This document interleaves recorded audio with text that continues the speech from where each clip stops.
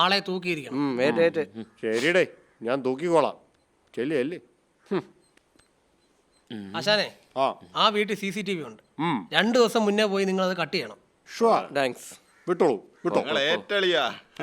ആറിയക്കണം മൈനെ കാണണമെന്ന് ഞാൻ കാണിച്ചു കൊടുത്തു.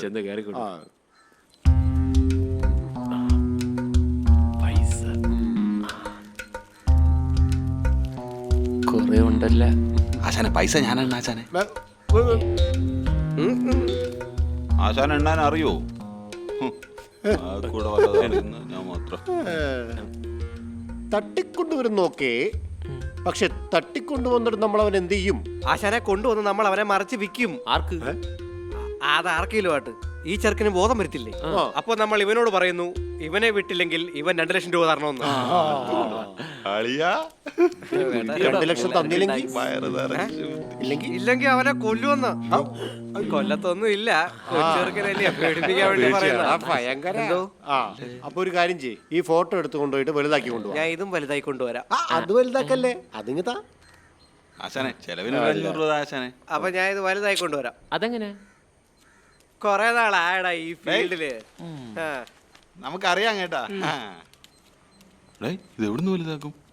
എനിക്കറിയത്തില്ല, ചുമ്മാ പറഞ്ഞല്ലേ, വലിയ ഫ്ലെക്സ് കട കൊടുക്കാം. ഷഡ്ഡി ഇട്ട് എന്തായാലും ഉപകാരമല്ലടാ. ഷഡ്ഡി കൊണ്ട് ആദ്യമായിട്ട് ഒരു പ്രയോജനം ഉണ്ടാവുന്നത്.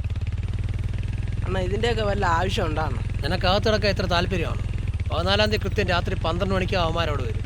എന്നിട്ട് ആ 4 നരുന്ത് കള്ളന്മാരെ തലേ കൊലപാതകം കെട്ടിവെക്കും. നമുക്ക് കിട്ടാനുള്ള 20 ലക്ഷം കിട്ടും. അതുപോലെ അവരവിടെ വെയിറ്റ് ചെയ്യുന്നുണ്ട്. വണ്ടി ഇവിടെ വെക്കാം.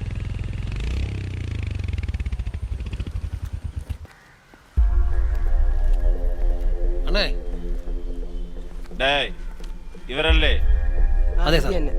14-ാം തീയതി രാത്രി കൃത്യം 12 മണിക്ക് ഇവരവിടെ കയറിയിരിക്കും. அண்ணா, அந்த 4 பேர் வரதுக்கு முன்னாடி அவங்கள நீங்க முடிச்சிடணும்.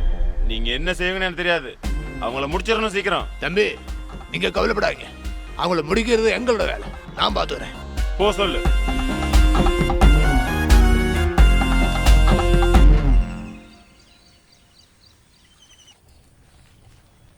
ആശാനെ, ഇത് വെന്താന്ന് നോക്കിയാണ്?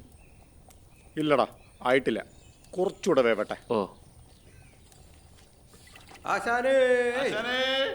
ഇവിടെ ഉണ്ടേ. എത്ര സമയടാ പോയിട്ട്? ആശാനെ, ഇതവനാ കടയിൽ നിന്ന് മോട്ടിച്ചാ കേട്ടോ. കൊള്ളാം, വെരി ഗുഡ്. ഞാനിത് കണ്ടപ്പോ വിചാരിച്ച അടുപ്പൂതി കൊണ്ട് കൊണ്ടുവന്നാ.